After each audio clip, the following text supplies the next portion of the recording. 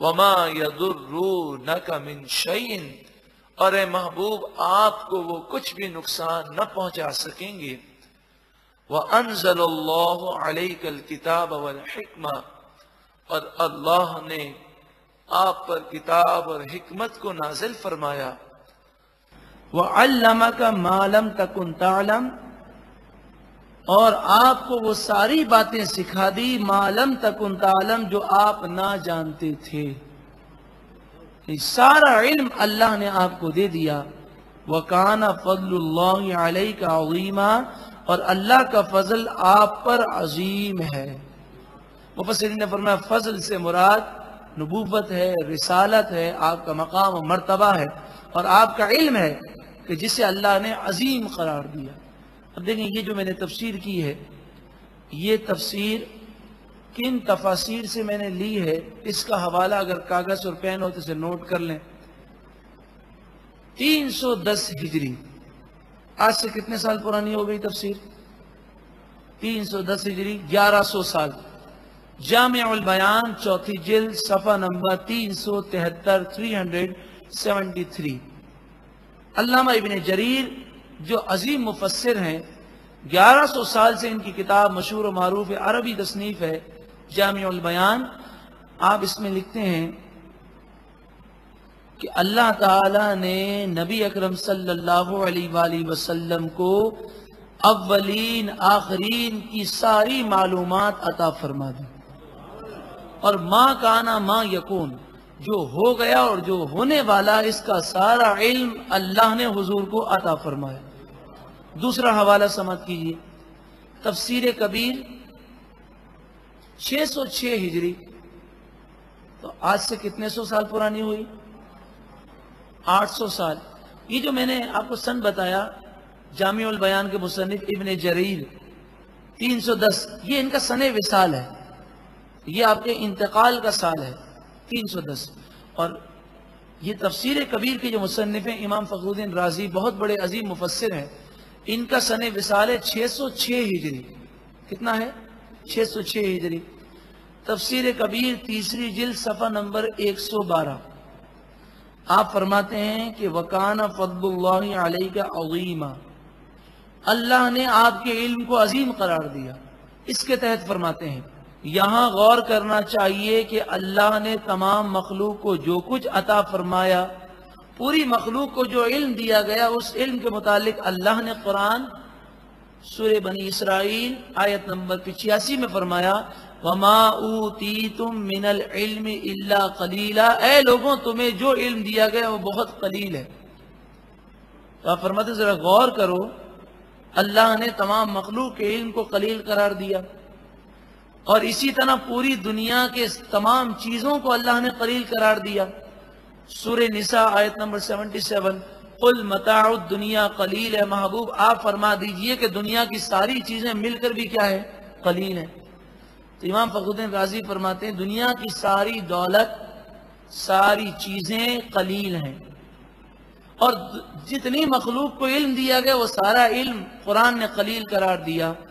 اور جب حضور کی بات آئی اور حضور کو جو کچھ دیا، اس کے متعلق اللہ نے فرمایا وَكَانَ فَضْلُ اللَّهِ عَلَيْكَ عَظِيمًا، اللہ کا فضل آپ پر قلیل نہیں بلکہ عظیم ہے۔ تو جس کے سامنے، جس رب کے سامنے ساری دنیا کی چیزیں اور ساری دنیا کا علم قلیل ہے، تو ذرا سوچیں وہ رب جس ذات کے علم کو اور اس پر فضل کو عظیم قرار دے رہا ہے، اس کی عظمتوں کا اندازہ کون کر سکتا ہے؟ وَكَانَ فَضْلُ اللَّهِ، اور اللہ کا فضل علیہ کا آپ پر عظیمہ، عظیم ہے۔ یہاں فضل سے مراد علم ہے، جو اللہ نے آپ کو علم دیا وہ مراد ہے۔ ساری مخلوق کا علم مل جائے، دنیا کی پیدائش سے لے کر قیامت تک جتنا علم لوگوں کو دیا گیا اور دیا جائے گا، جتنی سائنسی ترقی ہے، سب علم مل جائے، اور مل کر اگر حضور کے علم سے مقابلہ کیا جائے تو مفسرین نے فرمایا 7 سمندر ہوں، 7 سمندر کا ایک پانی کا قطرہ ہو، 7 سمندر میں سے ایک پانی کا قطرہ لیا جائے، اس کا کروڑواں حصہ کتنا چھوٹا ہوگا؟ تو اس کروڑویں حصے کو 7 سمندر سے کیا نسبت ہے؟ ساری مخلوق کا علم حضور کے علم کے سامنے وہ حیثیت بھی نہیں رکھتا۔ لا خیر فی کثیر من نجواہم، سرگوشی کرنے میں، جسے ہماری اصطلاح میں کانا پھوسی کہتے ہیں، مشورہ کرنا، گفتگو کرنا، زیادہ مشورہ کرنے میں، زیادہ باتیں کرنے میں خیر نہیں ہے، مگر کچھ چیزوں میں زیادہ باتیں کرنے میں خیر ہے۔ اس کا ذکر قرآن مجید فقان حمید نے کیا، الا مگر من امر بالصدقۃ، جو صدقے کا حکم دے، او معروف یا نیکی کا حکم دے، او اصلاح بین الناس یا لوگوں کے درمیان صلح کا حکم دے، ایسی باتیں کرنا، ایسے مشورے کرنا، یہ خیر ہی خیر ہے۔ تو پتہ یہ چلا کہ انسان کو زیادہ باتیں نہیں کرنی چاہیے۔ زیادہ باتیں کرنے والا اکثر زیادہ غلطیاں کرتا ہے، لیکن اگر یہ باتیں خیر کی ہوں، بھلائی کی ہوں، صدقے کی ہوں، لوگوں کے درمیان صلح کے لیے ہوں، اچھی باتیں ہوں، تو پھر اس میں کوئی حرج نہیں ہے۔ تو قاعدہ یہ علماء نے لکھا کہ فضول باتوں سے خاموش رہنا افضل ہے، اور خاموش رہنے سے افضل اچھی باتیں کرنا ہے۔ وَمَن يَفْعَلْ ذَلِكَ ابْتِغَاءَ مَرْضَاتِ اللَّهِ، اور جو کوئی ایسا اللہ کی رضامندی کو حاصل کرنے کے لیے کرے، فَسَوْفَ نُؤْتِيهِ أَجْرًا عَظِيمًا، پس ان قریب ہم اسے اجر عظیم دیں گے۔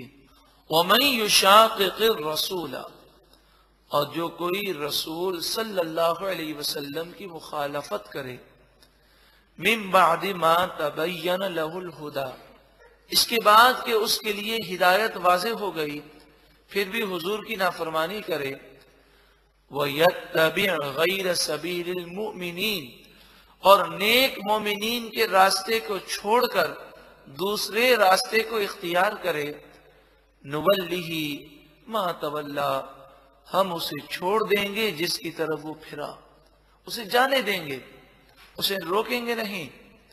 وَنُصْلِهِ جَهَنَّمَ، اور ہم اسے جہنم میں ڈال دیں گے۔ وَسَاءَتْ مَصِيرًا، وہ بہت ہی بری جگہ ہے پلٹنے کی۔ محترم پیارے بھائیوں، اس آیت کریمہ میں رسول اللہ کی نافرمانی کی بھی مذمت ہے، اور صالحین کے راستے سے ہٹ کر دوسرا راستہ اختیار کرنے کی بھی مذمت ہے۔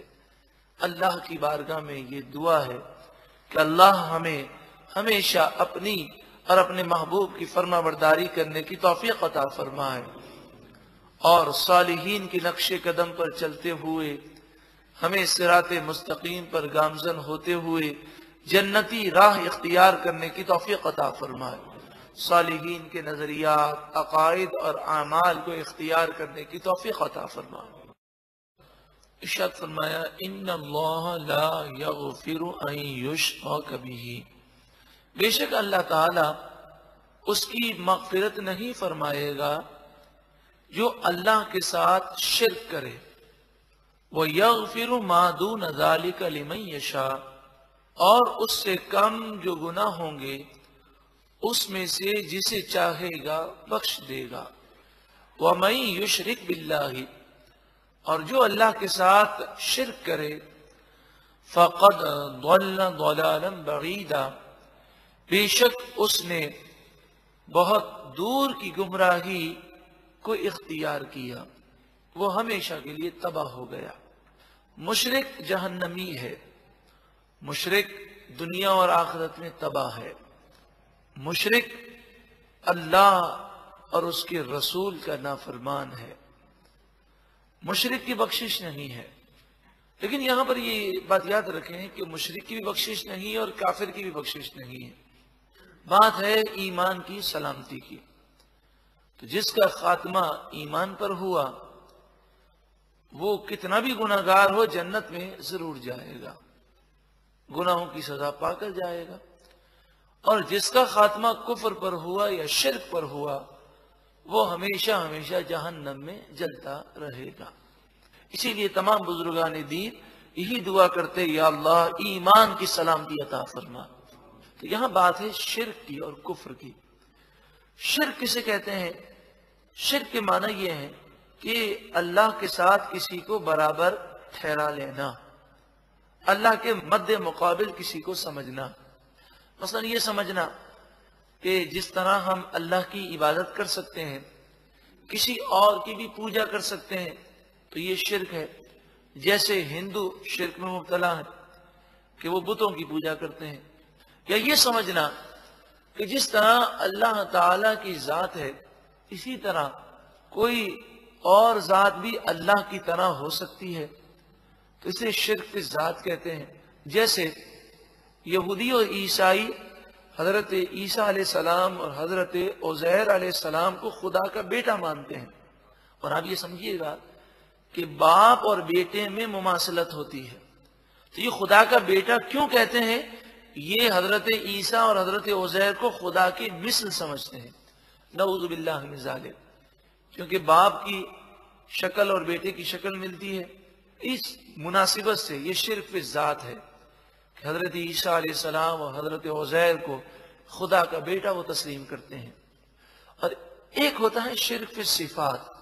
شرک فی صفات کی یہ معنی ہے کہ جو اللہ تعالی کی صفات ہیں ویسی ہی صفات بندے کے لیے سمجھی جائیں اور اس میں برابری ہو، بندے کو کسی ذات کو اللہ کے مقابل سمجھا جائے۔ مثلا یہ سمجھا جائے کہ اس کا علم ذاتی ہے، ہمیشہ ہمیشہ سے ہے، یا یہ سمجھا جائے کہ یہ ہمیشہ ہمیشہ سے زندہ ہے، تو اس طرح کی صفات سمجھنا یہ شرک فی صفات ہے۔ الحمدللہ مسلمان نہ تو عبادت میں کسی کو شریک مانتا ہے، نہ ذات میں کسی کو شریک مانتا ہے، اور نہ صفات میں شریک مانتا ہے۔ انبیاء اور اولیاء کی ہم جو بھی صفت مانتے ہیں یہی کہتے ہیں کہ وہ باذن اللہ ہے۔ کیا ہے وہ؟ اللہ کے اذن سے ہے، اللہ کے حکم سے ہے، اللہ کی عطا سے ہے۔ اللہ کی صفات ذاتی ہیں، بندے کی صفت عطائی ہے۔ جب ذاتی اور عطائی میں فرق ہو گیا تو برابری نہ ہوئی۔ میں اس کی مثال اکثر دیتا ہوں، وہی مثال پھر ریپیٹ کرتا ہوں تاکہ یاد دہانی ہو جائے۔ ان اللہ بالناس لرؤوف الرحیم، بے شک اللہ بندوں پر رؤوف اور رحیم ہے۔ لقد جاءکم رسول من انفسکم عزیز علیہ ما عنتم حریص علیکم بالمؤمنین رؤوف الرحیم۔ حضور کے متعلق سورہ توبہ میں فرمایا گیا کہ حضور رؤوف اور رحیم ہے، اللہ بھی رؤوف اور رحیم، حضور بھی رؤوف اور رحیم۔ قرآن بیان فرما رہا ہے، قرآن شرک کی تعلیم تو دیتا نہیں ہے، تو بظاہر تو برابری محسوس ہو رہی ہے کہ اللہ بھی رؤوف اور رحیم، حضور بھی رؤوف اور رحیم۔ نہیں، فرق ہے۔ فرق اس طرح ہے کہ اللہ کا رؤوف اور رحیم ہونا ذاتی ہے اور حضور کا رؤوف اور رحیم ہونا اللہ کی عطا سے ہے۔ اللہ رؤوف اور رحیم ہونے میں کسی کا محتاج نہیں، اور حضور رؤوف اور رحیم ہیں باذن اللہ، اللہ کے اذن سے ہیں۔ اللہ کا رؤوف اور رحیم ہونا ہمیشہ سے ہے، اور حضور کا رؤوف اور رحیم ہونا اس وقت سے ہے جب سے اللہ نے بنایا۔ تو جب اتنا فرق ہو گیا تو برابری نہ ہوئی، جب برابری نہ ہوئی تو شرک بھی نہ آیا۔ اس کی مزید تفصیل جاننا ضروری ہے، اس کے لیے اس کیسٹ کو حاصل کیجئے، شرک کی حقیقت، اور اس کتاب کا مطالعہ کیجئے معیار ہدایت۔